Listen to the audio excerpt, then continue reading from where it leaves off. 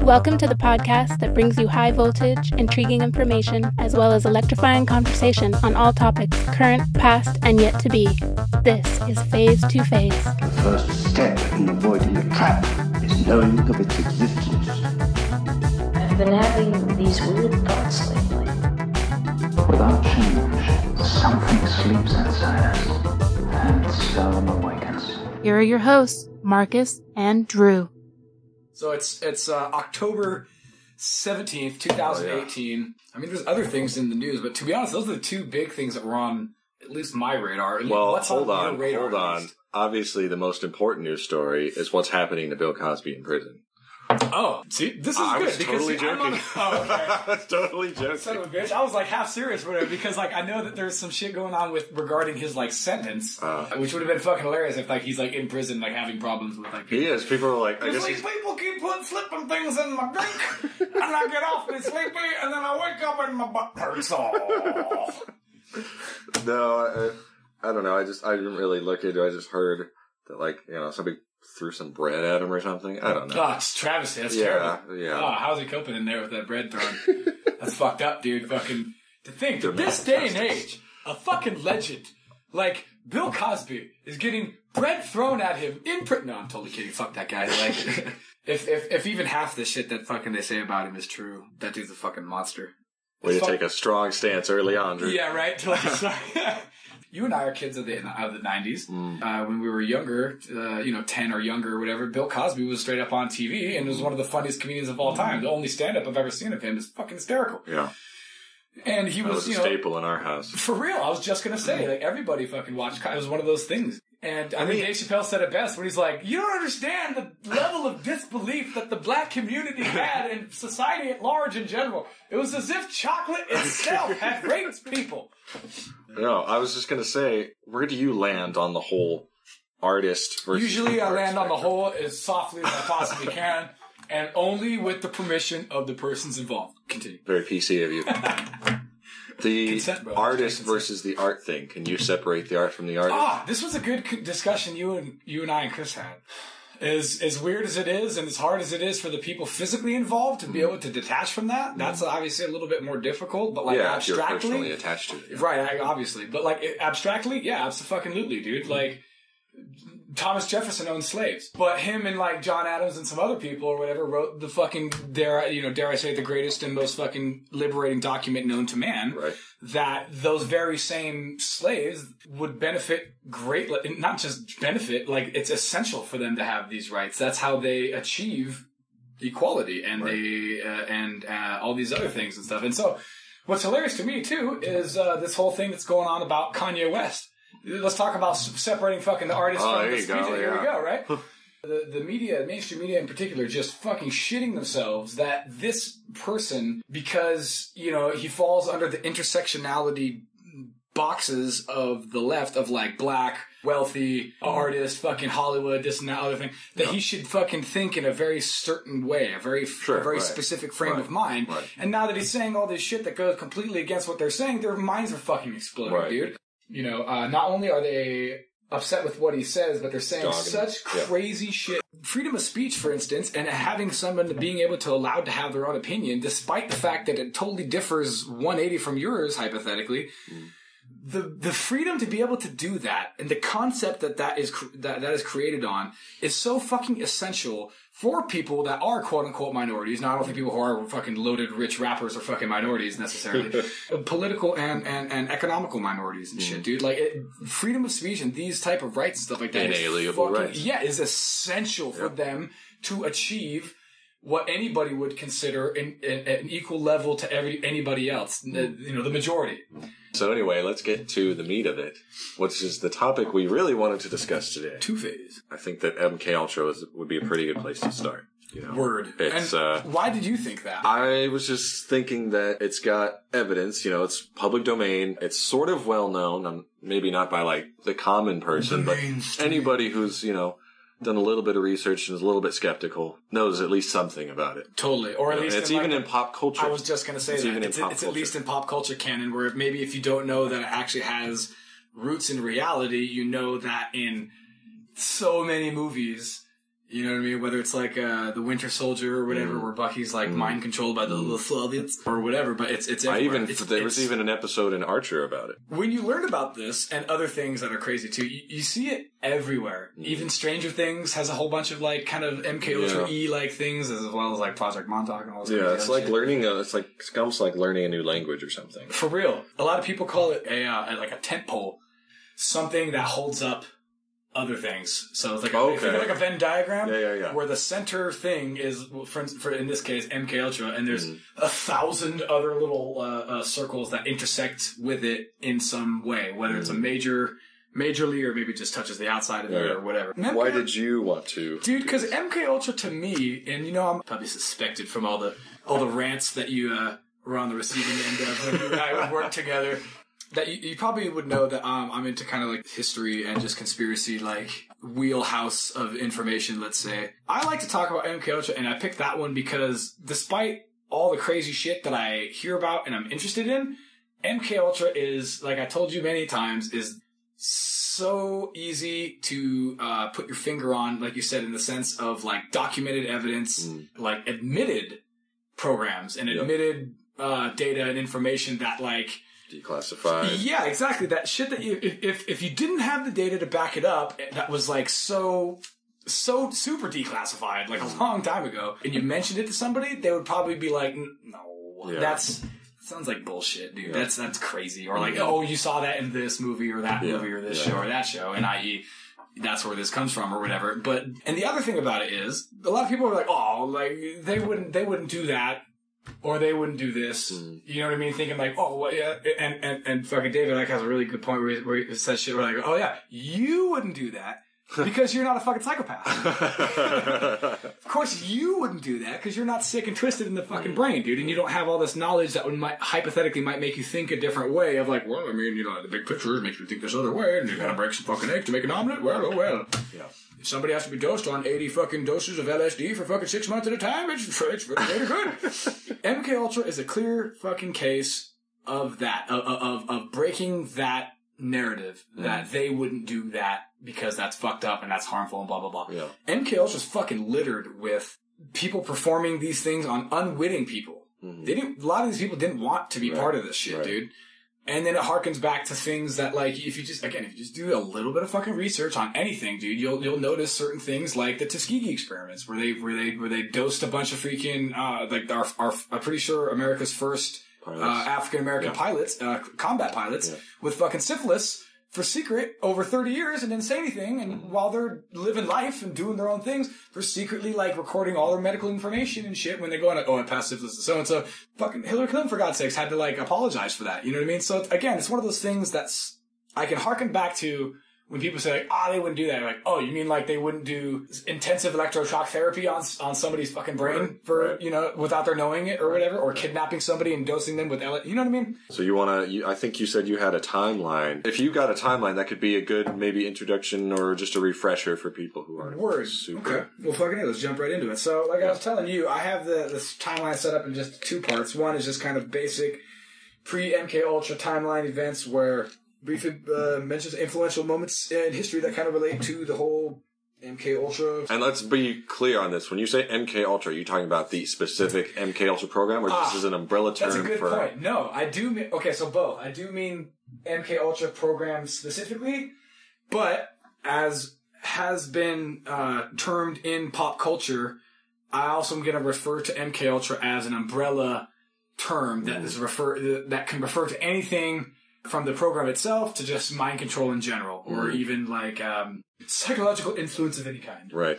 I read that basically Indians and Pakistanis basically, probably before it was the country of Pakistan, but were into like hypnosis and shit like that, like way before where I'm going to start. So obviously I'm not going to start there. I'm going to start in where like kind of where it's relevant to the Western hemisphere, basically. So in 1776, coincidentally. In the beginning. Yeah, right. Well, you're tricky. In 1776, this dude named Franz Mesmer, he was an Austrian doctor, the court of Louis XVI, brought out a large oak barrel filled with iron filings that give an almost imperceptible electrical charge. Sure. But basically, he told everybody at the court, if you go up and you touch it, It's going to give you quite a powerful little jolt, and it will give you, quote, pleasant convulsions, end quote.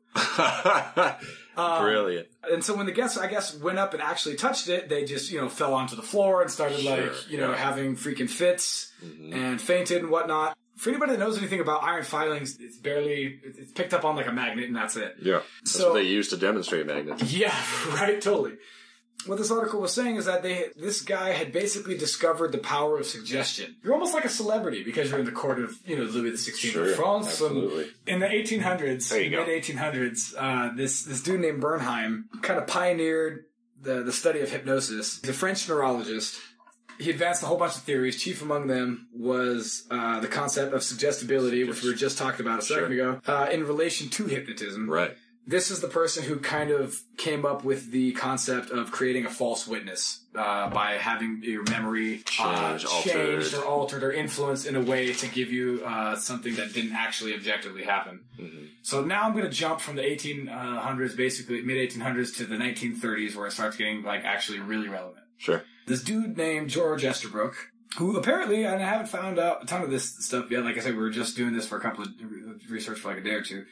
But apparently he was in the British intelligence services and also did some work possibly for the American intelligence services. He's a Canadian psychologist who attended Harvard and was a Rhodes Scholar and was the foremost authority on hypnotism in World War II. For those of you who care, later in his life he became the 32nd degree Templar Mason Knight, as well as authoring several books with titles including The Future of the Humankind, Hypnotism, Spirituality, and Man. This dude also advanced the concept of the super spy theory. He wrote it in the Scientific Digest article, where he claims to have used hypnosis to create spies who are able to carry messages and perform missions who, without conscious knowledge of what they are doing, to, quote, to commit treason, murder, or other crimes, all without their knowledge. This was in the 30s? Quote. Yes. Super early. And this dude was like a lord. So he was a very, very influential and knowledgeable dude. And so when he wrote this stuff down, it's not like he's just some crackpot person who's writing random shit in scientific journals. It's pretty scary. Yeah. And then again, conspiracies go deep, people. Yeah, hard. Every one of these little points, dude, is something that when you listen to it, you're like, that's crazy. That's crazy. And then you hear another one, and another one, and another one. You're like, holy shit. Okay, I'm understanding a narrative here. In 31, this dude named Lord Bertrand Russell, who's an aristocrat from the United Kingdom and a philosopher, mathematician, logician, which sounds fucking cool. And is a scientist who was quoted as saying, "All real power will come to be concentrated in the hands of those who understand the art of scientific manipulation." Damn. Yeah, that to me right there, basically. Get that tattooed on my back. Yeah, right, dude? Isn't that basically, that's the thesis of our modern society. Yes, absolutely.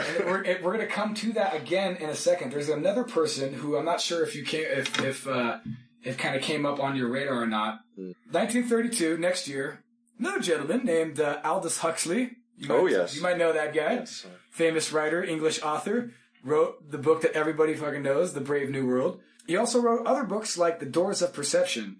And these books are dealing with topics, as you know, regarding dystopian futures, engineered societies, psychedelic drugs. What is that? Psychedelic drugs. What are those? Yeah, right? Go on. And later in the 60s, he gave a speech at Berkeley University entitled The Ultimate Revolution. It's like an expose kind of on how to control and socially engineer the human race. In fact, he's quoted saying, quote, "There will be, in the next generation or so, pharmacological method of making people love their servitude and producing dictatorships without terrors, producing a kind of painless concentration camp for entire societies so that people will in fact have their liberties taken away from them, but will rather enjoy it because they will be distracted from any desire to rebel by propaganda or brainwashing enhanced by pharmacological methods. And this seems to be the ultimate revolution." Now, Marcus, I ask you, we're going to take a pause in this timeline here real quick and ask you, is that not a fucking, did that dude not just lay out exactly what's going on right now? The whole bread and circus and pharmakia fucking the trifecta, man. You know what I mean? Isn't that not perfectly describe the Western society and the United States specifically? That's exactly that was exactly what was going through my mind. I was like, this is Nostradamus back here. Right? Okay, I'm glad you said that. Okay, because then it begs the question, We're like, was he just guessing, or was he in on something, or maybe somebody was like, "Oh, hey, that's a good idea. Let's do that. Let's do that." Wait a minute, we can do that. You know what I mean? Either way, none of it's good. Shit, dude. How do you feel about that? We are like a step away from that, especially with the whole distracting. That's definitely going on. Hardcore, dude. Yeah. Yep, the bread and circuses, dude. Yeah. Like, and the pharmacological thing too. Big Pharma, quote unquote, wants. I hate when people do that, by the way. Big whatever. Like, I always want to make fun of shit like that. That's immediately what makes you hate something. Yeah. When people are like talking like, big dairy. I was like, yeah, that's why I'm a fan of Big Almond. Because, their milk is way better. Anyway, the big pharma industries, they want, apparently, and this is like from their own like testimonies and stuff like that from back in the day, is saying that they like their ideal, like every American on like 3 prescriptions. That's their like goal, and which is why you see the overprescription of all this other shit. For it's just for money, for the dollar bills, y'all. Oh my god. Yeah, and so like you have the combination of hardcore distracting, the dumbing down of fucking the education systems, the doping up of people, just the all around worship of celebrity, which I guess goes hand to hand with the entertainment industry. Yeah, totally. You can slowly ratchet up the tyranny when people are just like, as long as whatever is on TV. Yeah, you have to do it slowly and to give them some kind of outlet of something else. What I've realized is you have to give people purpose. And if they're not going to find purpose in like jobs or religion, they don't want any of that shit, dude, because you won't realize how inadequate you truly are and then need to go buy that new Ford Focus or whatever Ford makes great products. What are you talking about? Ford is the best car company. This podcast brought to you by Ford. After Huxley came another prominent figure, and this is the person I was referring to just a minute ago that I hope you kind of came across your sphere of knowledge. Mm. But during the mid-1930s, another guy in the cultural engineering wheelhouse was a gentleman named Edward Bernays. Marcus, have you heard of this gentleman? Sounds vaguely familiar. You don't know who Edward Bernays is? Well, every fucking American, to be brutally honest, should know who this asshole is, because Edward Bernays was an Austrian, Hungarian immigrant who pioneered the field of public relations. That's where the term comes from. This is the dude who developed all these euphemistic terms to kind of blend corporatism, consumerism, psychology, spiritualism, like all these things into the ability to sell you a fucking another toaster or something. Like, yeah. He also coined terms like propaganda and spin, which of course we're very familiar with. Yeah. Especially in this day's fake news age. You could do a whole show on just this guy. This guy is fucking insanely important and influential and just interesting. He had many achievements. One of them, if not the most influential person in public relations, utilizing propaganda techniques and the use of this during the war, blending pop culture, information, and influencing public opinion while connecting it all through journalism.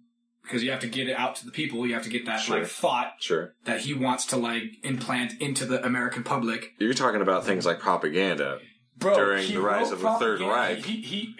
Hold on, dog. Okay. Hold on to your seats. You're getting ahead of me, bro. Okay. Yes. Get ready, dude. Okay, so check this out, dude. So this dude actually wrote a book called, and I just bought this. Frankly, everybody should read this book because it should be straight up a 5th grade mandatory assignment for American children or anybody in a capitalist consumerist society. I'm not talking shit about it. It does have its fucking problems, but you at least got to be fucking equipped with the ability to see chicanery going on when you see it. When the TV says "Hey, buy this product because you're not good enough," you can understand that instead of going "Man, am I not good enough? Maybe I should go buy that." Yeah.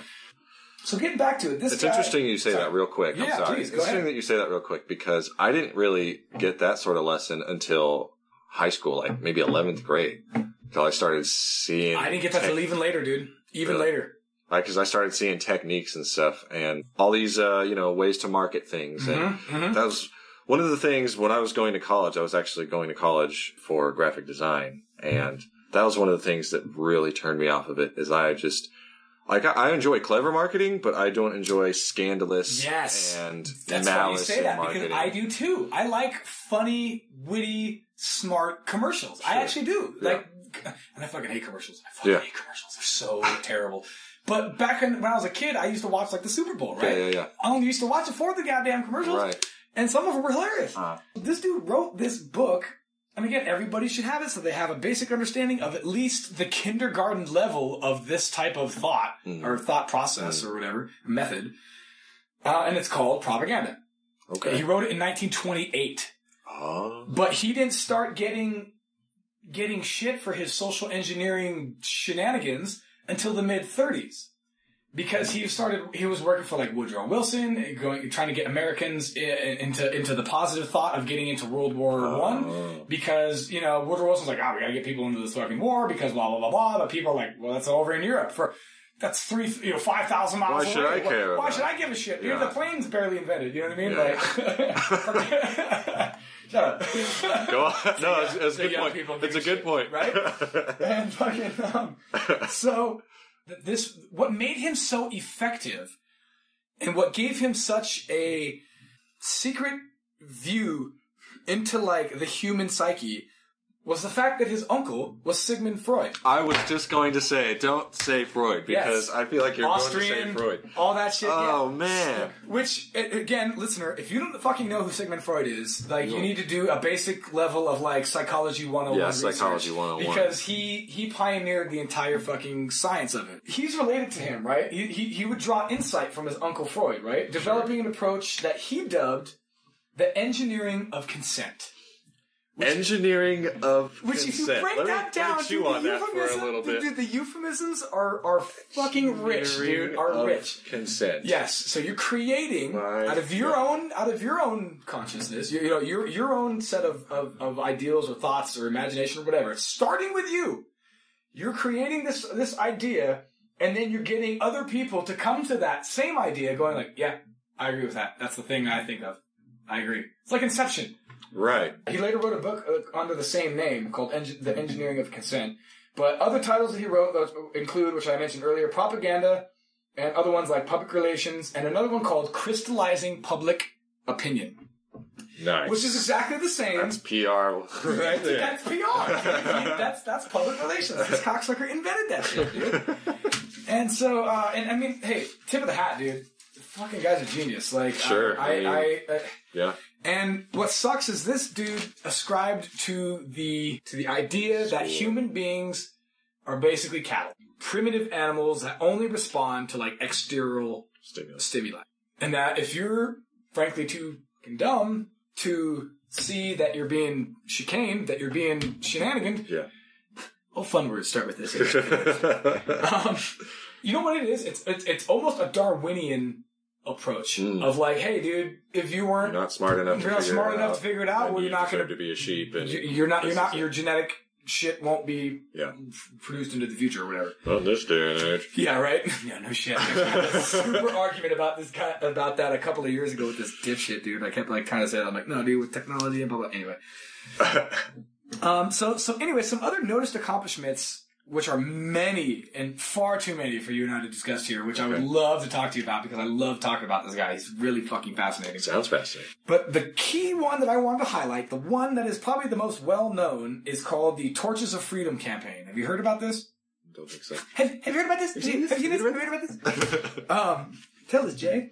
So basically, the Lucky Strike cigarette company, right? Classic, freaking I know that American, yeah, right. They basically hired him to help sell his product. Oh, this is where I know where you're going with this, but I'll let you tell it. Oh, okay. I know where this is going. Basically, this is where I got that message that I was telling you about. I remember this. Okay. This lesson. Yes. So he.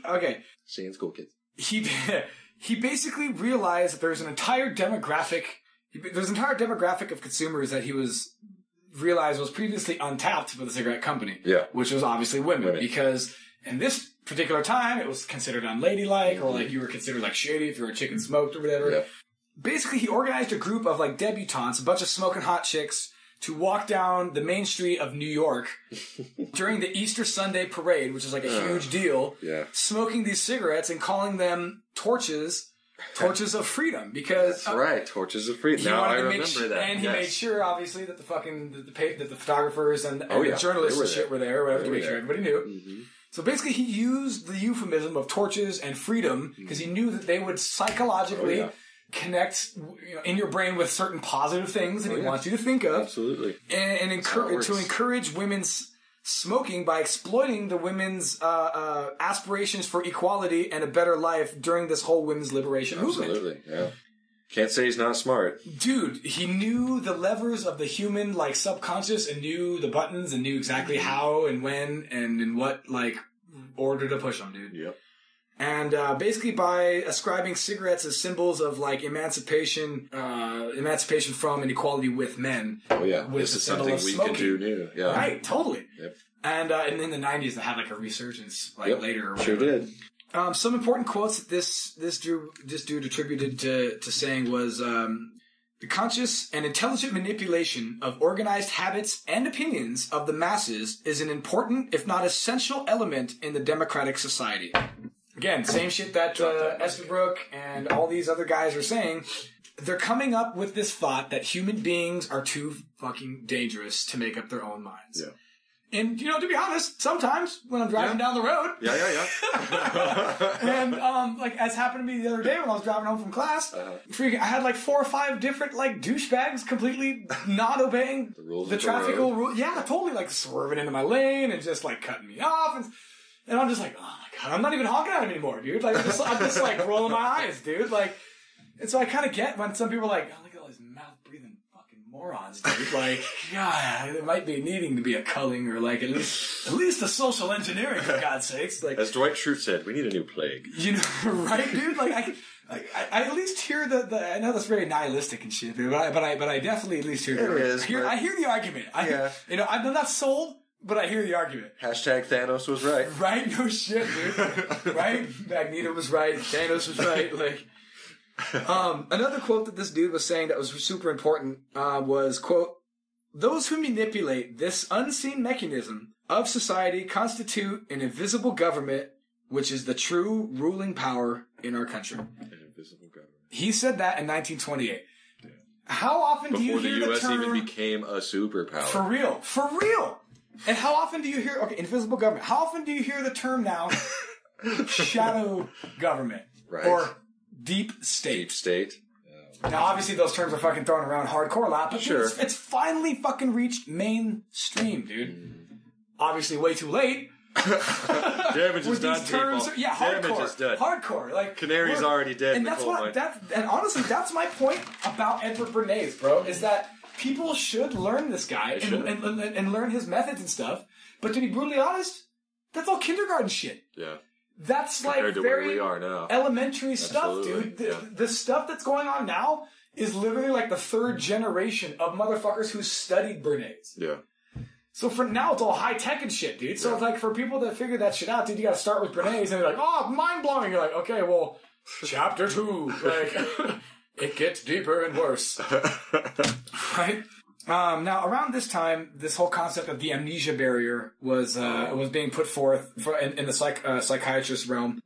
The quick gestalt of it is basically like something that happens in the brain that kind of protects you from, like, let's say, trauma. Mm-hmm. Something that your brain apparently has dubbed too, like, difficult to deal with. Yep. And so it creates this, quote, amnesia barrier to be like, "No, that didn't happen. Don't worry about it. Shit's grand. Keep going." Yep. It compartmentalizes the information and then, stores it away so that you can't actually, like, perceive it. Puts it in the vault. Word.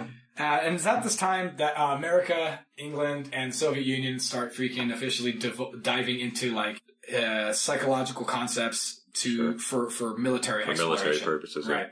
So in 1937, the Moscow show trials fucking freak out all of Western intelligence agencies because the new power is coming in. Stalin and whatnot is cleaning house. Yeah.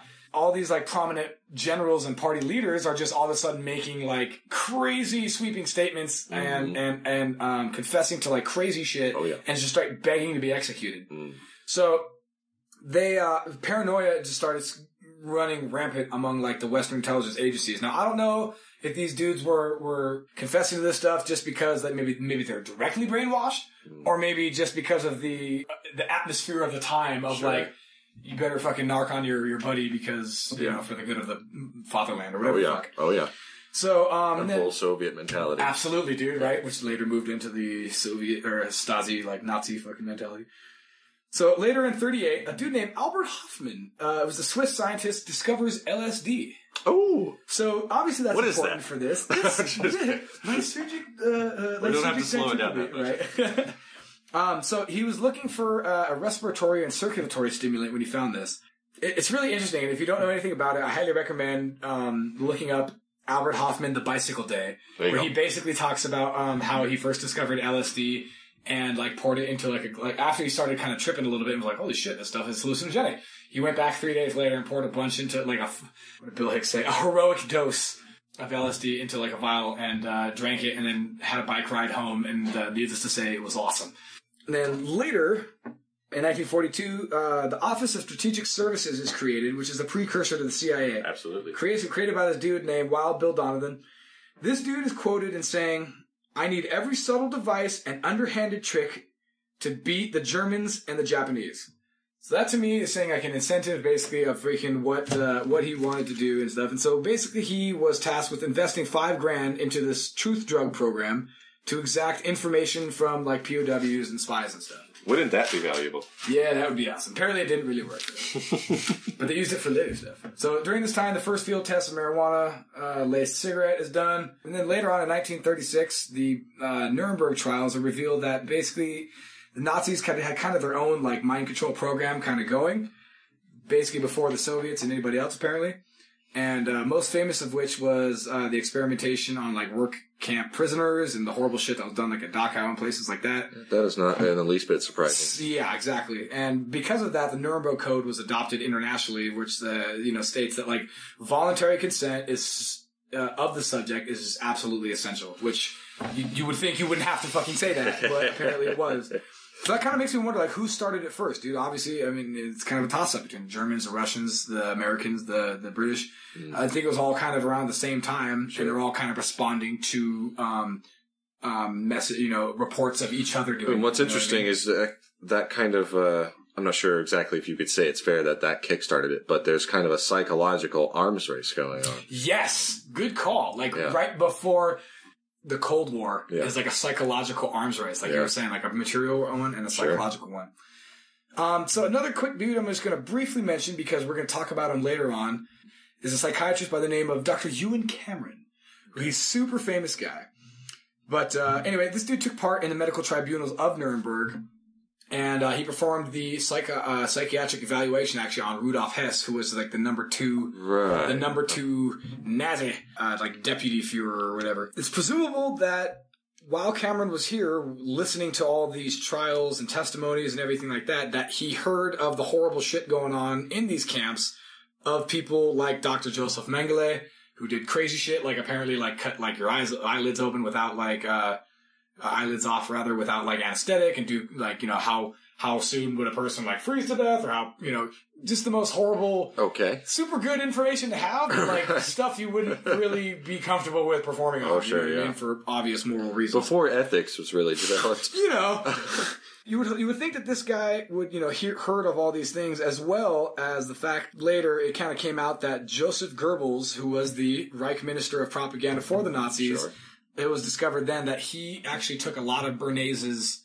methods and applied them to his fucking Nazi shenanigans. Well, there you go. He literally tipped his hat. So now we're jumping to the 1950, which is the first field test of barbiturates and amphetamines on a suspected double agent in Japan. And I only brought this up because it only took 4 years for them to violate Nuremberg's code, right? So it's like, oh, you know, these guys are super ethical.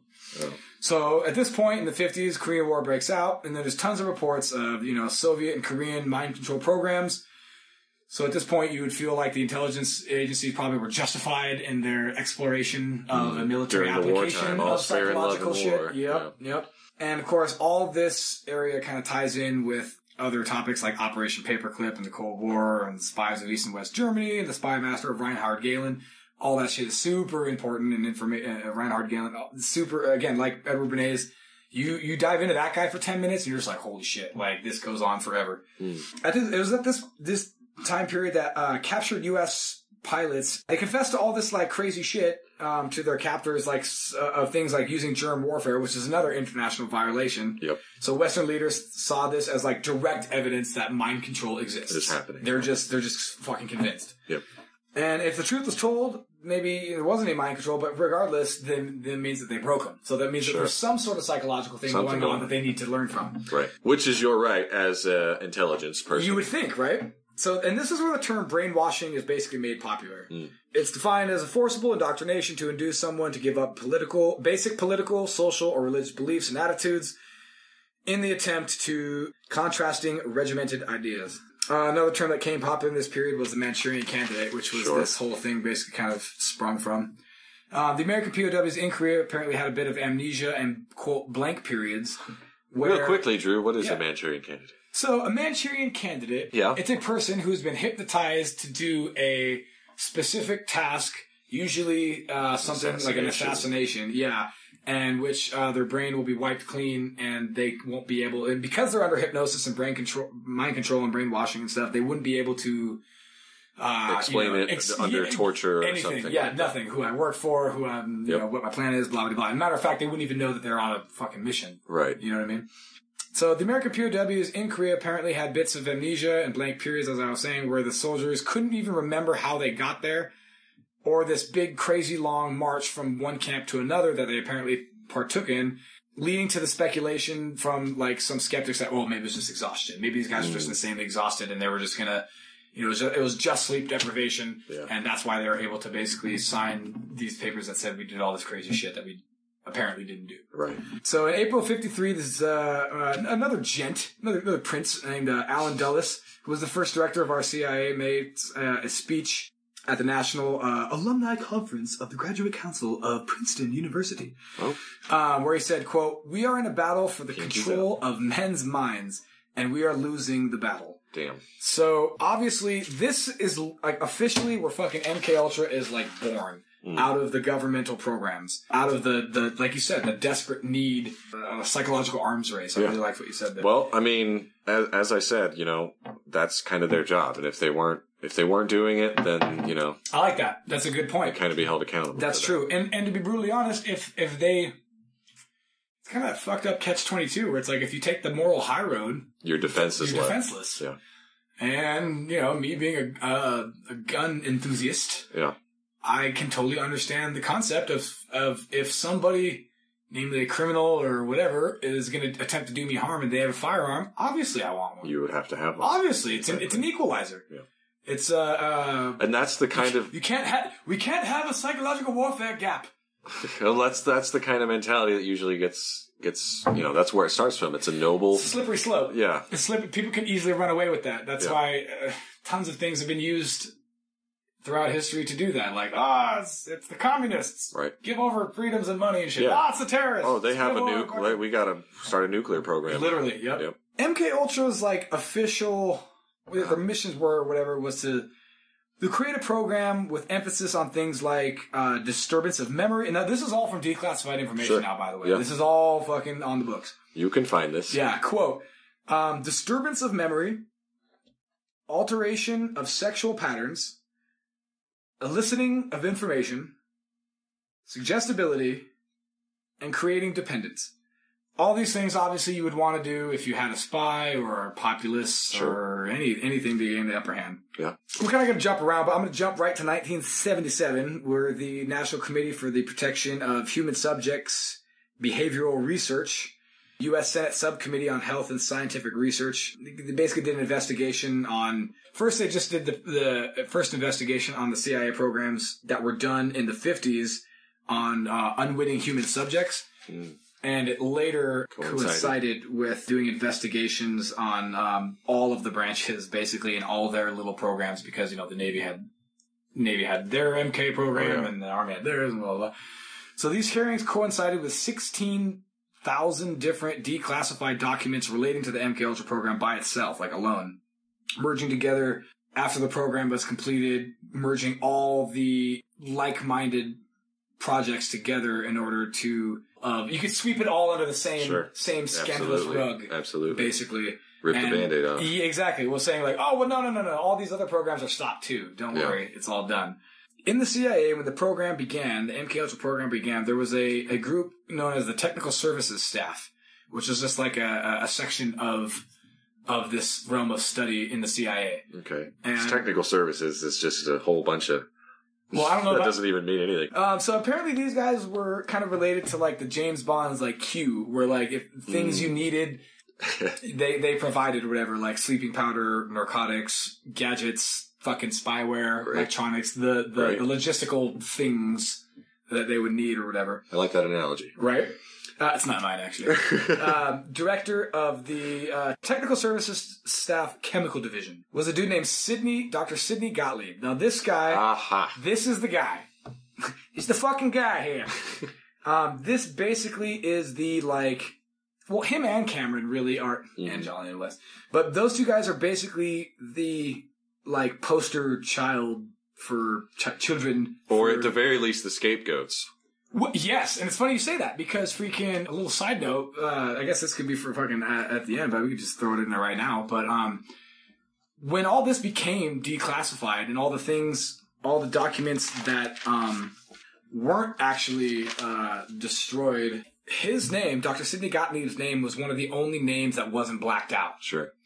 Now that doesn't, which obviously means someone fucking threw him under the bus.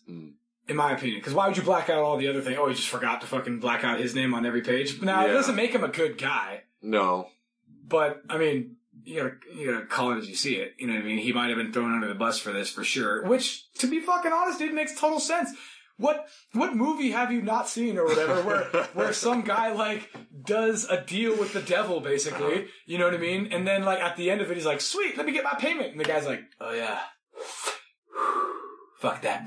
Or whatever. You know what I mean? Like, yeah, you're not gonna get yours too. Like, yeah, are you out of your mind? Like, you never get, like, and so they probably just threw him under the bus to be like, you know, hey, it was all him. Yeah. Even though we, like, you know, financed it. Or not to, get too far into the conspiracy web, but, they could have just, kind of set him up. They could have set him up and just be like, yeah, man, we're gonna make you a scapegoat, but we're gonna, we're going to pay you and give you secure. Make you comfortable. Yeah, we're going to make you a made man. That's true. And he frankly was. That's the only way to get out. He was, to be honest. Like, even as, like, scandalous and, like, quote-unquote disgraced as all that shit was, I'm pretty sure he continued to, like, practice psychology. And if not, then he definitely wrote, like, different, like, books and shit going like, hey, listen to me, I'm an important guy. Yeah.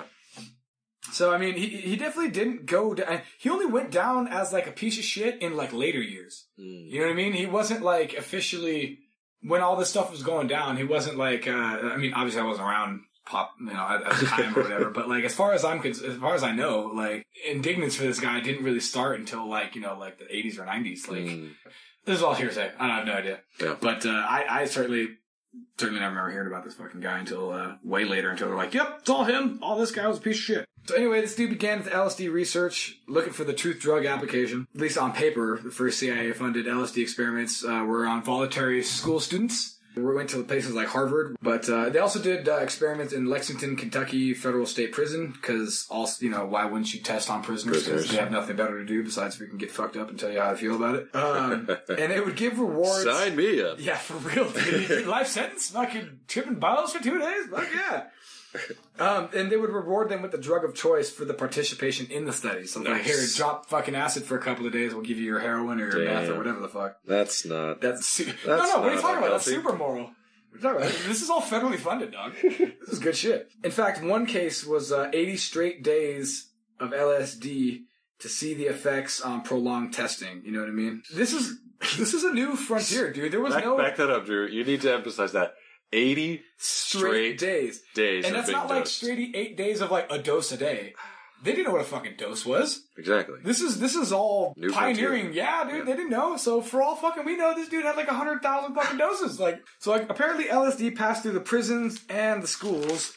And a lot of people think that because a lot of it passed through the schools and through the youth and stuff like that, that basically the CIA played at least an indirect part in the counterculture movement. Yes. Absolutely, dude. Sure. We don't want war, man. We just want to love each other. Literally, dude. Literally, yeah. Don't actually get involved and think about shit and, like, figure out how we can use mechanisms of government, change our environment around us and our society and stuff like that. No. Just Well, you took that in a different direction, but that's a good point too. But a lot of people, that's like the theory is that like if you keep them all fucked up and stoned, right, they won't be able to effectively resist like the war movement or whatever the fuck they want to do. Not to interject. I know, but please I'm going do. to interject. Please do, because this is a highly contentious subject, by the way. This whole like CIA / counterculture movement. There's a really great. I think it's great. Most people hate it on it. There's a really great. I mean, it's fucking terrible, but I like it. There's a video game called Haze. Yes. Where they have these like super soldiers. Yes, they have these super soldiers on this drug called nectar. Not only are they enhanced soldiers, but it also keeps them blind to the terrible things that are going on around them. Oh, it's like when you're not fighting? Yes. And like, for example, like there's this great scene where the main character, the protagonist, the playable character, he is seeing this guy in front of him, just like dying. He's in an accident. He's just bleeding out. He's he's asking him, he's like, man, can you see me? And then suddenly he suddenly just like disappears and it's like in like a field or something, like getting dick sucked by like 20 hot chicks, like everything's amazing. Anyway, this guy, the main character, like he gets an overdose and then like he starts to see things that are actually happening and all this blood and violence everywhere, and it's not like this, beautiful Technicolor world. Exactly. Yes. Yeah. So go on. Well, it's funny that you say that, dude, because the very concept of that, I don't have it. I'm gonna have it written down. Somewhat grounded in reality. No, like fucking 100% grounded in reality. Yeah. Where they use desensitization conditioning, which is just repetition of desensitizing behavior. Yeah. Where you witness like gradually worse and worse shit, and child soldiers. Dude, but you do it while you're doing menial tasks, so therefore you associate. It's nonchalantness with fucking this horrible shit, dude. And then, of course, they use, like, other forms of, like, electrical stimuli and stuff via remote and, like, implants and shit to get your, like, muscles to twitch, to reinitiate your brain to be like, oh, I need to do that thing after you've done being hypnotized and shit, dude. And then it helps remind you, like, of your reinforcement to do the thing that apparently you want to do. So subjects will be voluntarily, as was mentioned, like, the schools and the prisons and stuff like that, but they basically... The program was halted for that because when a subject anticipates the change in mind, they're no longer able to objectively tell you the response or what they're seeing. So when these people knew they were going to get their drugs or knew now what to expect, because they've been tripping balls the last couple of times, they're like, I see these colors. So they fucked up the test, so they're like, all right, well, we can't do it on people who actually know. Especially those crazy college kids just experience the youth euphoria. Obviously, they needed to do unwitting testing to get an objective result, right? For science. Right? Yeah, exactly. It's for the good. For the greater good. So workers at the CIA's, like, the chemical division that we were just talking about were encouraged to dose each other and office staff, spiking their morning coffee with LSD just like at random and just being like, oh shit, like Tom's gonna have a fucking early day today. Like, what do you mean? Oh, dude, guys, fucking shit, I gotta pick up my kids. Just Animal House. You ain't picking up anybody later, dude. You gotta pick up your consciousness off the fucking floor, bro. Eventually, a couple of months in, there was a joint Army Special Operations, CIA, whatever, like retreat at a place called Fort Detrick, Maryland, where Sidney Gottlieb and his number 2, a dude named Robert Lashbrook. Okay, so basically after dinner, they spiked everybody's drinks, like cognac drinks or whatever, your brandy or whatever, your after meal drink with fucking LSD, and then told everybody, like, hey, by the way, just dosed all you fuckers, sorry, like, hope buckle in, buy your ticket, take your ride. One of the employees there, a man named Frank Olsen, he got a huge dose. This dude's mind melted, basically. Yeah. And he was super not cool with it. And the next couple of days, he was basically having like psychological breaks and having like a lot of trouble like continuing his work with the CIA and everything. And so he started kind of piping up and saying like, "Hey, dude, I need help. I kind of want to quit. I messed up the results of the test," and tried to give all these excuses on why he's like not good enough to be around, and like, "Hey, just like let me get out of here and bounce out." Well, instead of doing that, Robert Lashbrook, the guy who was the number 2, Sidney Gottlieb's number 2 guy, him and Gottlieb take Frank Olsen to New York on a trip to basically get him examined and like help him out and get him some therapy. And basically, on September 24th, 1953, 5 days after his like heroic mind-melting dose, homeboy apparently jumps out of a 10th story window and kills himself. Right at like 5:30 a.m. when Robert Lashbrook is like wakes up just in time to see, you know, Frank be like, "Hey Rob, hey Bobby, fucking see ya!" Like, and he jumps out the fucking window. But well, that's interesting. Yeah, and no action is taken. You know, funding was actually increased to the program. Everything was just swept under the rug, and they This is the part of the movie. This is the part of the family. Movie where you start really digging into your popcorn. Yeah, yeah. It's fucked because they told this dude, and his family believed it for like 20 or 30 years until this thing came out, you know, or however long, you know, long enough to where, you know, the dude's children and his wife believed that he killed himself. You know what I mean? And the whole time they were like, well, that doesn't make any sense. You know, he didn't seem suicidal, blah, blah, blah. Only the last couple of days he seemed kind of weird, blah, blah, blah.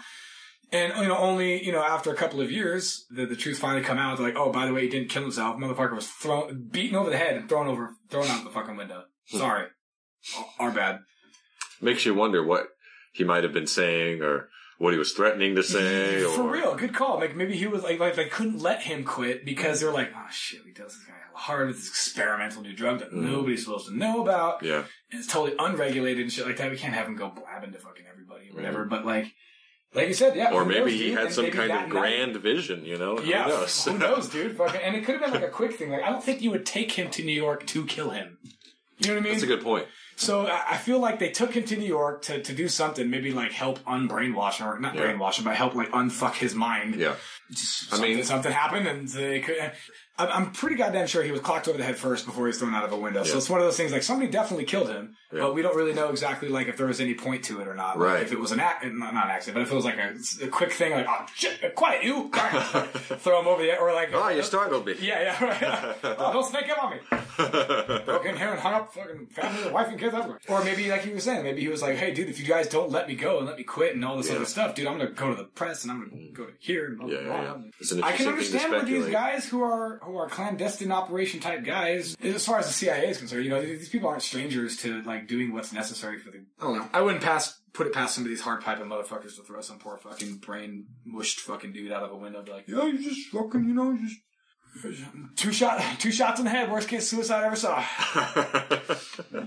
So, anyway, to continue, testing basically stepped up. Like I said, they had to do kind of unsuspecting tests or whatever to get objective results, and they started testing on the general public.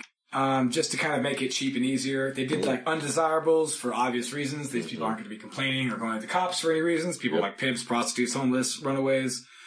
Prisoners, that kind of thing. Mental institutions, stuff like that. Definitely mental institutions. Hardcore, which is actually, in a way, it's perfect because nobody will believe, obviously, what they say. Because if you start spouting to your fucking psychiatrist, and if you're a schizophrenic anyway, like, these people are fucking taking my brain or whatever, and even if it's true, they're not gonna fucking believe you. But at the same time, it's like, well, what kind of like... It's even more fucked up. It is fucked up, but at the same time, like, what like objective information are you getting from these studies? So how can you possibly study something? Thank you, dude. Thank you. Enter this dude named George White. This is another guy who's interesting. Not super duper, but like he's got a fucking interesting past, dude. This guy basically receives millions of dollars to rent out rooms in New York and San Francisco, like penthouses, like remodel them so that they can put like two-way mirrors in and like another like room so the dude can sit there and record and watch and blah blah blah blah blah.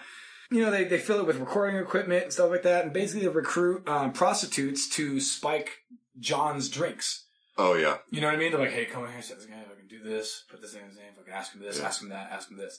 You know, very specific things, and then they'll record the responses and see what would happen. Yeah. After the testing and stuff, after they would be like drugged and like go through the, you know, and the results would be recorded and stuff, they would just be released out into the streets, obviously, after the deed was done in the morning was after, or whatever, and they just, you know, go home or wherever the fuck they went, you know what I mean? And who knows what kind of like psychological damage was done to these people and like what kind of like shit happened afterward or whatever. Now, hopefully obviously the worst case scenario is your brain fucking explodes, but the best case scenario is that like you just tripped out hella balls and you're just like, wow, that was fucking weird, never going to that prostitute again. Well, the other thing that's interesting is fuck my brain out. The other thing that's interesting is if you study hallucinogens and you know, the effects that can have on people. A lot of people have like, whether or not you believe in this terminology, they have like religious experiences, you know, giant epiphanies, and you know, they change their whole life. And you know, especially if it had to do something with, they were doing something shady like having a night with a prostitute, there's just going to have some definite effect on them. Sometimes like introspective, like... Yeah, deeply introspective. Right. Yeah. And especially because that was a new thing, the public didn't really know about it, so...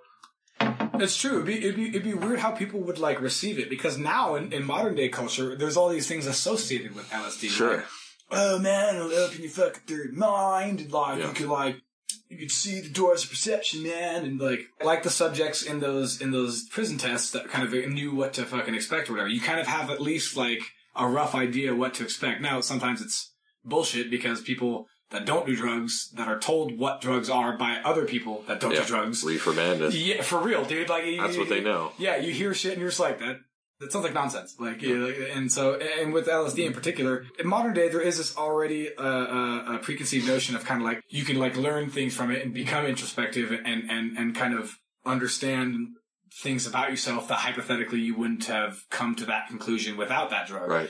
But dude, in this time frame, and you're like some dude who's like, taking shots back, like martinis and shit, because it's like the 50s or 60s or whatever, and you're like hanging out with some prostitute and you've been dosed with this like super experimental fucking drug, you're not going to have that preconceived notion of like, oh, cool, I'm about to go into my mind, into my premortal consciousness and understand some like, revelations about myself. They probably were just fucking mind was melting, going like, what is happening? Yeah. What is happening? What was in that drink? That's terrible. I can't move. I can't, who knows? And again, this isn't like, you get one little dose. Let's just see what happens to them. Yeah, they didn't know. They're just like, that much. There we go. Yeah. Like, maybe a little more here. There we go. That's probably good. You know what I mean? It's probably not a measured, like, thing. Like, from study to study, you know what I mean? They probably weren't different like... departments. For real. They probably weren't like, okay, 12 milliliters on this one, 5 on this one. They're probably just like, I'm just thinking of the first time I ever drank alcohol, and I didn't know how to mix things, dude. You just smoke weed. Dude, I didn't know how good the weed was, so I was like... What if fucking Lucy Case? Running with the devil. And I hear the same fucking complaint from other people that don't smoke weed. Like, I had this super good weed. I took like 8 fucking hits and I was fucking too high. You're like, yeah. What are you doing? Yeah, are you fucking retarded? Like, and it's probably the same shit with LSD, dude. Like, people that are probably like seasoned deadheads are like, man, you only want to take like a fucking specific set of micrograms, dude, for the person whose body weight, like blah, blah, blah, blah. Yeah. You know what I mean? And these guys, I imagine, were not very scientific and objective about their dosing of people. I could be totally wrong, but there's not a ton of information in there. All we know really is financial records. Sure. So we have to kind of put a piece of the puzzle together kind of on our own. So back to the timeline. Yeah. So at this time, hundreds of thousands of dollars are now funneled into the universities for the study of LSD, mental hospitals, and again, like I said, prisons. A lot of these were so secret in the mental hospitals that even the doctors had no idea that their patients were being tested and treated on, which obviously is like a huge moral and ethical like violation. And when patients say crazy things like, people are dosing me and stealing my mind, it's basically an excuse just to keep them in longer. In between the years of 53 and 64, 149 sub-projects involving mind control hypnosis basically all went on.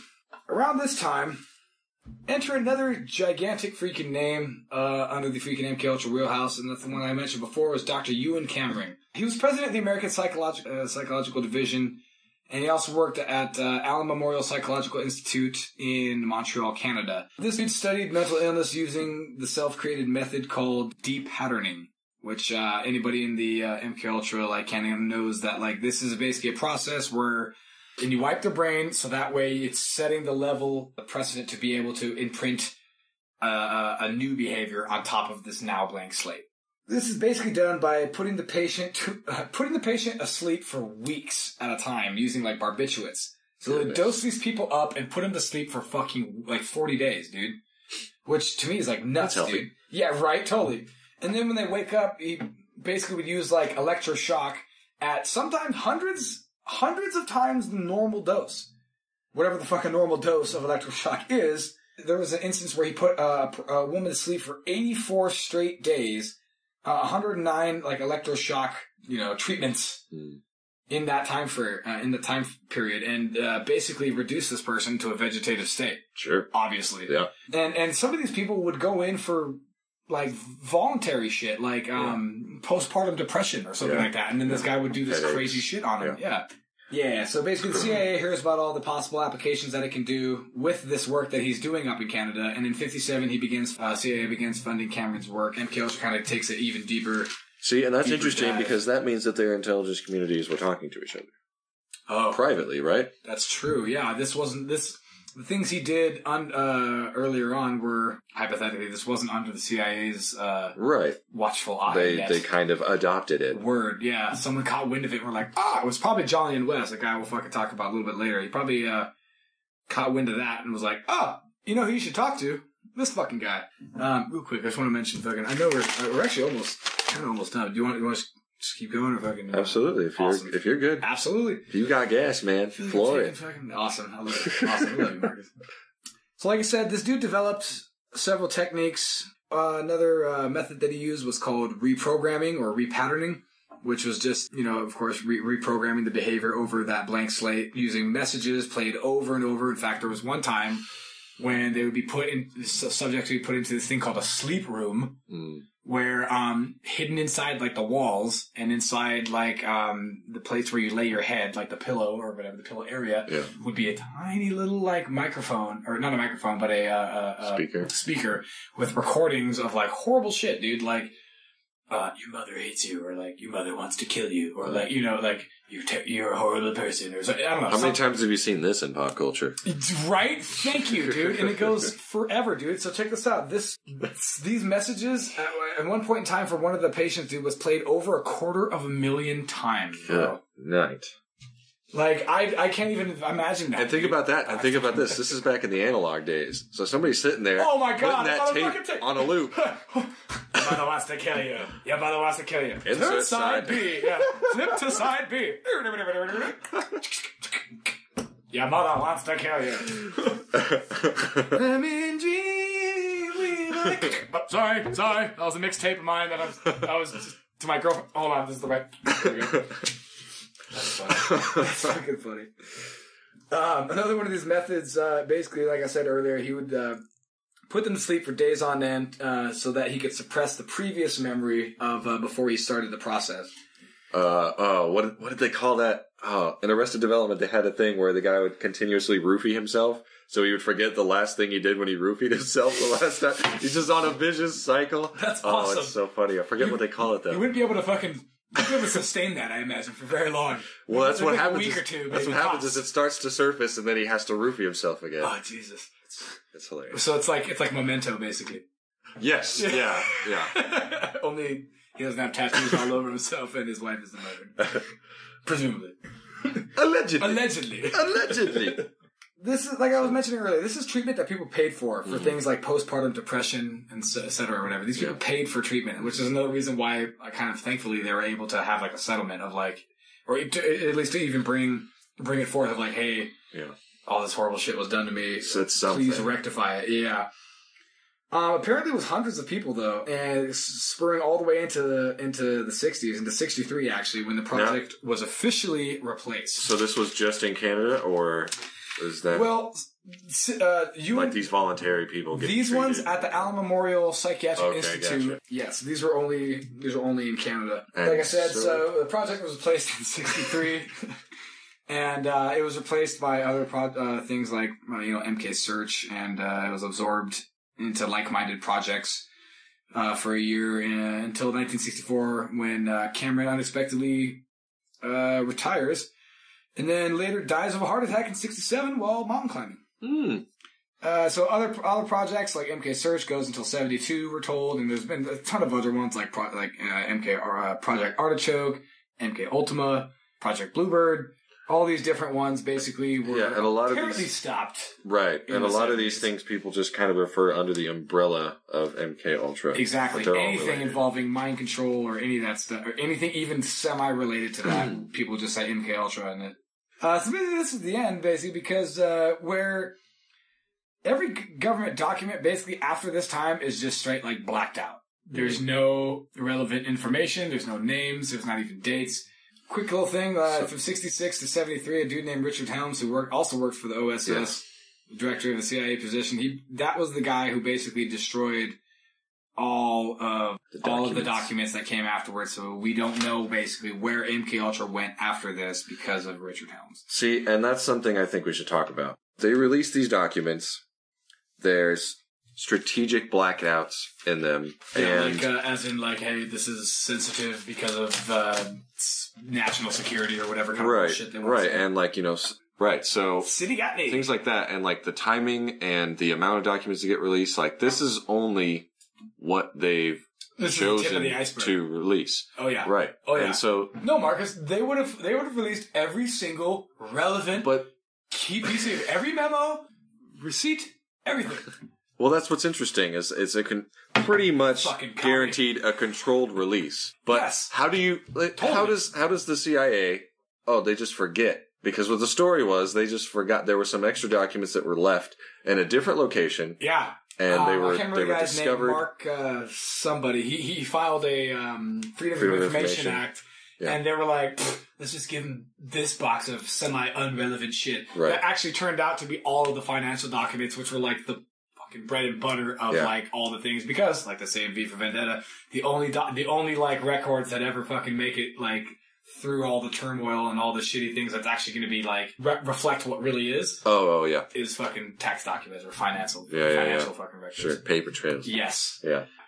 In fact, if it wasn't for that guy, we wouldn't have known half of the shit that we knew. We would have had to have relied on like the Church Committee and like all these other the Senate investigations and the one that they did in '75, the Rockefeller Commission or whatever. But not only does that make one wonder what happened after, but it also is like what else was going on at the same time.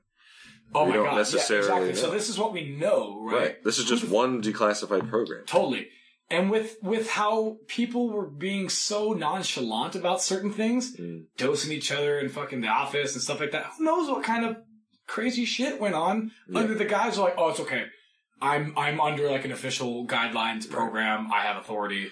This is not just a bunch of guys fucking around, like half-wittedly trying to fucking dose people and get information. And before we do like the second, because that's basically it for MK Ultra. Like no one was fired, no one was jailed, no one was even fucking demoted. As you heard in those statements or whatever, quotes, a lot of this shit, dude, is so relevant. And you can't really dismiss it rather as like, that's just a coincidence. Or like, that's just, that's interesting, but, you know, that's not relevant to what is going on today. Yeah. Which, I think it's the direct antithesis. I think it's a fucking blueprint, dude. They're like, yeah, people are fucking dumb. And it's highly suggestible. We have 300 million Americans-ish. Oh, yeah. You know what I mean? A big-ass country, basically. It's hard to get everybody to agree on even the most basic shit. Right. as is fucking perfectly evident with today's, like, media and political atmosphere and landscape. Yeah, absolutely. Well, that was that's the other thing that I thought would be a really good reason to do this particular subject is because it's kind of a catalyst for people. Especially people who are kind of skeptical, not in the way that skeptical of skeptics and conspiracies, and that once they learn about this, I was like, oh wow, I didn't think the government. It opens their minds to other possibilities. Yeah. Well, it's a slippery slope, dog. That's how it starts. Bro, I was the most. I'm not saying go straight like, from nah, this. dude, that's fucking bullshit, dude. You're fucking. I'm not saying go from the internet straight to this to lizard people. And then, bro, but, you laugh. But every now and then you'll read some shit like that. Easy. Episode one. Easy. Let's slow down. I'm not telling you I'm fully Weekly World News. We're not going just there. saying there's definitely some shit in the canon, in the quote unquote conspiracy canon that I was just like, nah. And I looked at it and I'm like, holy shit. I don't know, but fuck, I'm seriously considering that's what we're gonna get into. Awesome. I can't wait, dude. Self-driving cars. Well, I don't know. What about it? Well, they are a thing. Yes, they are. They are coming. That's what they say. Get in your face. Okay. Collectively. That doesn't make it any better. Just stop. I'll have what she's having. That's better? So, yeah, there's lots of companies working on it. And then what's interesting is like, there's different areas of research that are sort of coming together in this one area, like people who are doing, AI, for instance, or people who are they're developing like, different kinds of sensors and cameras and, predicting human behavior. Mm-hmm. the car companies or like startups like Lyft and Uber and, you know, even, you know, municipalities, telecom companies who are creating like 5G infrastructures to be able to have the bandwidth to wirelessly connect and communicate and gather data, and battery companies, you know, companies that are trying to develop, you know, different energy solutions and everything. It's all converging on this one thing. I'm on the fence because, I mean, you can't That's stop. a good thing. How do you feel in general about the idea? Well, you can't stop progress, dude. Let's be real, dude. Like, America needs to drive. You need to have a car in order to function in society, dude. No matter where you are, you need it. Unless you're in, like, major metropolitan areas that have at least some where you can get around in other public means, transportation system, right? But for the 90% of the time, you need a fucking vehicle, dude. Now, I like having the ability to drive. I like being able to get behind the wheel of a car and take it where I want it to go. You can start your car, drive, not know where you're going, and just go. Yeah. Remember that was a thing? I mean, I don't fucking remember. But apparently that was a thing. Where back in the day, people would be like, let's go for a drive. Yeah. When gas was cheap. When gas was cheap, all this other shit, all these other things. I would do that so much more. Dude, are you kidding? Like... Let's go discover because something. Everything is so like tight and shit like that, dude. With just finances and gas in general and blah blah blah blah. I don't go anywhere that I don't have to, bro. Yeah. That I don't have to. You try to plan your errands around where you're going and try to hit everything in an efficient route. Yes. Yeah. Not because I fucking want to, dude, but because it's I have to. It's money, it's time, it's hassle. Yeah. It's the dealing with the people on the road. But despite that, dude, I love having the ability to pick that thing that I want to do and drive off road or whatever. Because obviously you're not going to be able to do that with all these like sensors and shit when you pull off the fucking road in a rural area. It's going to want to stay on the road. Absolutely, yeah. And of course, at first, we'll have an ability to do that. Like, ooh, off-road mode. Fucking mark my words. October 17th or some shit of 2018, there's going to be eventually, they're going to start phasing out being able to drive your own car, not by force, but by financial incentives or lack thereof, in order to ding you. Sense. Since you shared your opinion, I'm going to share my opinion. So, with a lot of things, I'm of two minds about. For example, I love nature, but I can appreciate a beautiful cityscape. Word. You know, I love technology, but I also see how people can just twist it and the dangers of it. And I bet you have the same thing with opinions, rather, with like political opinions or social opinions and stuff. Absolutely. There's no black or white binary, like, I'm this or that. Yeah. Me neither. Absolutely. So, the vision that they tried to sell us on sounds really good. Of course, as it always does. As every fucking used car salesman's pitch sounds. But at the same time, I love being able to drive. Fuck yeah! I just got my first manual car. Right. I feel a little more connected to it. Feels great, huh? Isn't it amazing? It is really good. Dude, stick is dying and it sucks. Right. Because it is so awesome. And all these people that want like convenience are like, well, I don't like pushing the fucking pedal. Yeah. I agree with you, bro. You can feel your car more, and that sounds all like you can feel your car, bro. like existential. It's almost like the days of horse travel. Yeah, right. But like for real, you get a feeling of the capability and the parameters of the engine. Yes. And so, does that feel good? Did you want that, Marcus? But dude, I get it. Like, I mean, like I was saying earlier, freaking people get into wrecks because they're retarded, and these things are hypothetically way safer. At least hypothetically, they haven't been proven that because they've been fucking wrecking all over the place. If you have a Tesla car that can drive itself, especially on a road that is like networked in with, sensors and shit like that, while you're at work, bro, your car's out there fucking Ubering people. Helping other people out, yeah. Yeah, that's I love that concept, dude. Yeah. That's a hardcore selling point. I get it, dude. Yeah. Like, bro, if my car was in a particular shape to be able to fucking just drive around without being like clunkety. Yeah. And drive people around at least in enough style that they would fucking straight pay for the services. Obviously, I would have my car out there doing that and then picking me up every day after work. Like, my car pulls in to the construction site. They're like, oh, sweet. Hand me my money that you've been fucking making for me. So let me take that a step further. Sure. Okay. What if that car did not belong to you?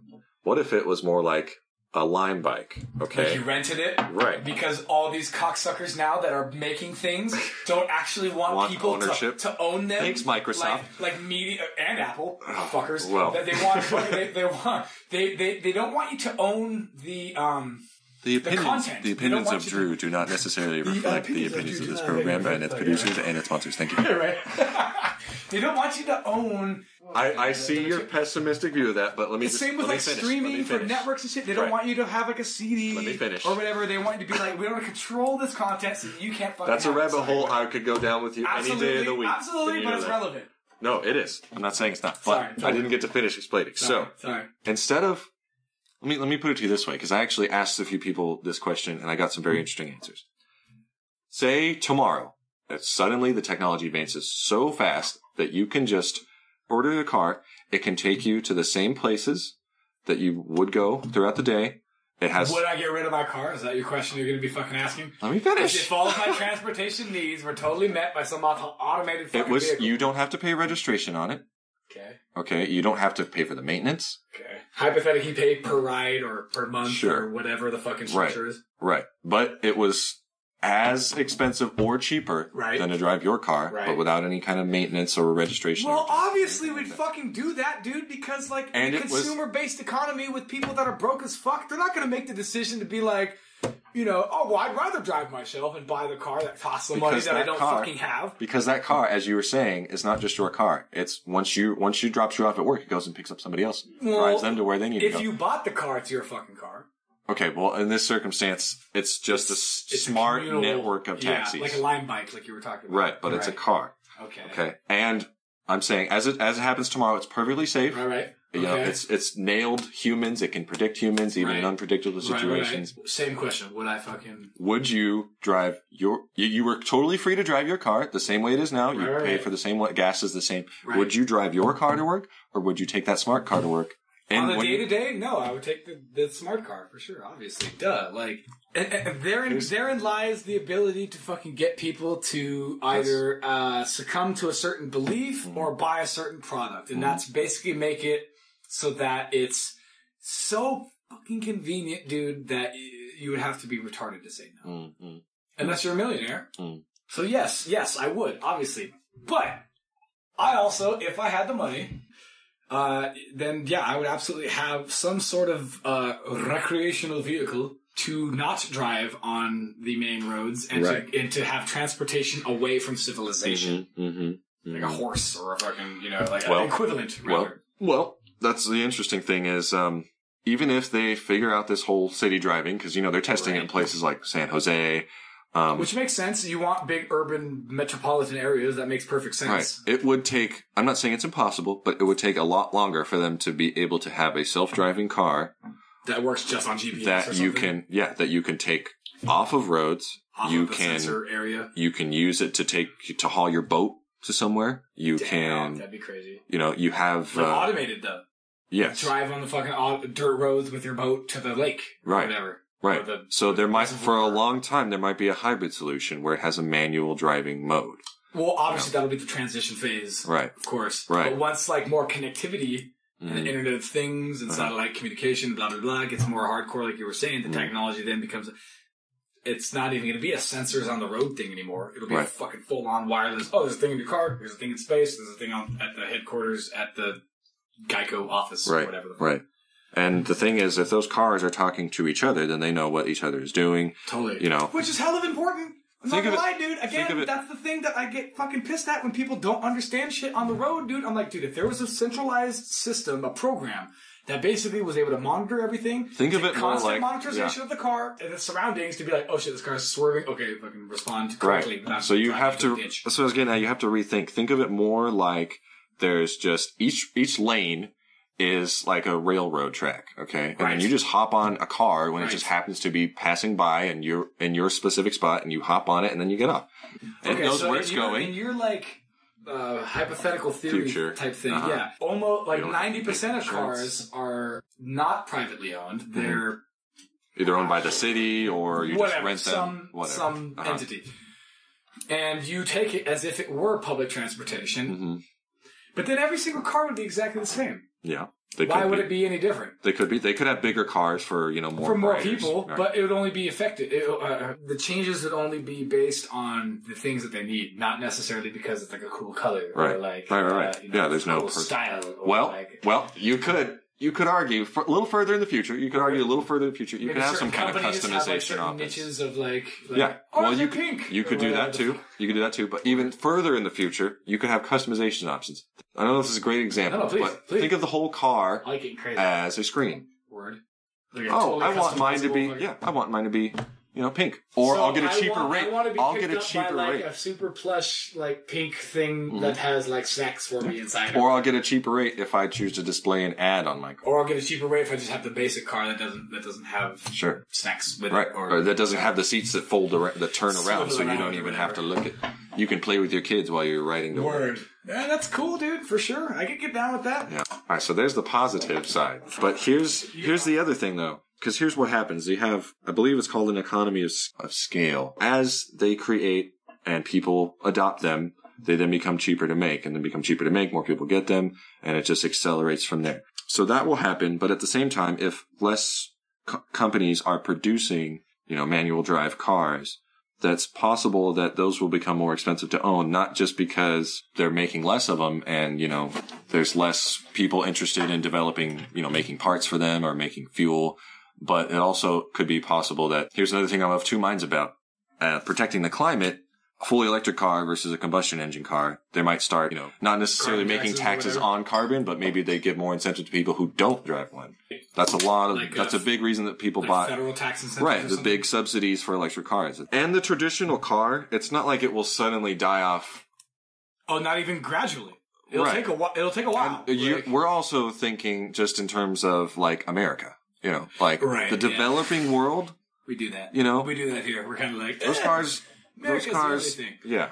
Those cars are going to stick around for quite a while. I got an 87 Jeep, dude. That shit ain't going anywhere. Right. There you go. I'm not fucking letting go of that thing forever, dude, because I don't like shit with OnStar. It runs on love, damn it. Exactly. Love and hope.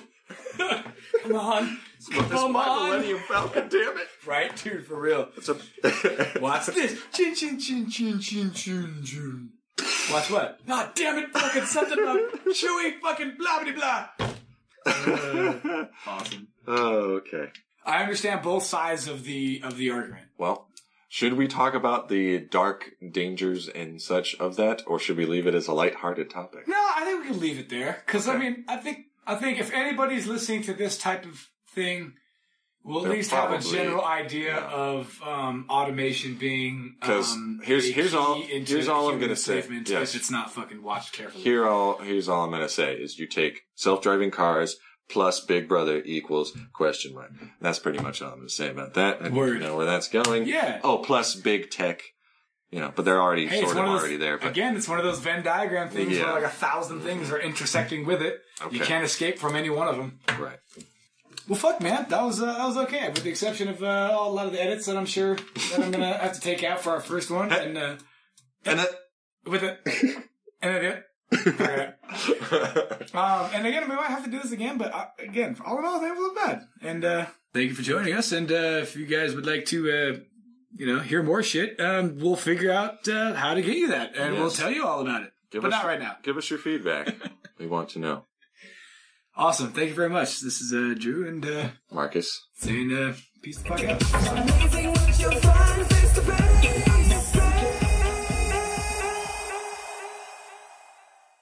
Do you enjoy the show and want to help it grow? Don't hesitate. Like, share, and donate. I got an idea, Drew. And fuck. Not fuck on your idea. Sorry, I dropped some papers. For those of you who are listening, wasn't shitting on Marcus. Continue, sir. What were you saying? It's like this all the time. Right? He's like this all the time. Don't know. So I think you said you had a timeline. I do, which is kind of funny because now I'm realizing you don't have anything in front of you. Folks, for those of you who don't have a fucking camera in here, I have a bunch of shit that I freaking posted up just to kind of get my thoughts all aligned. Now, Marcus is much... aren't watching our webcam. Yeah, right? You have to actually pay for that. We'll give you about that later. Yeah, I have all this shit not only just kind of to remind me of certain things to kind of keep me on track, because as you know, I'm omnidirectional with my thoughts. Also just to kind of make sure I don't miss anything, because there's a lot of stuff to this, dude. And I'm wondering if maybe it's because you don't have a lot of shit because you're a very more focused and, like, you know, mentally disciplined individual. That you don't need that shit. You can just flow off the fucking top, I can assure of the you. dome. I can assure you, it is not. Well, either if fucking anything, way. it is the opposite of just complete lack of preparation. Also, I know that you have the. I'm like an index. I got most of that shit up in there. Exactly. You have the moxie and the drive to pilot this ship. So word. Okay. Captain this I am vessel through the conspiracies. Oh, that's a good one. I see what you did for there. free. You can keep that. Thank you. I'll be here on that.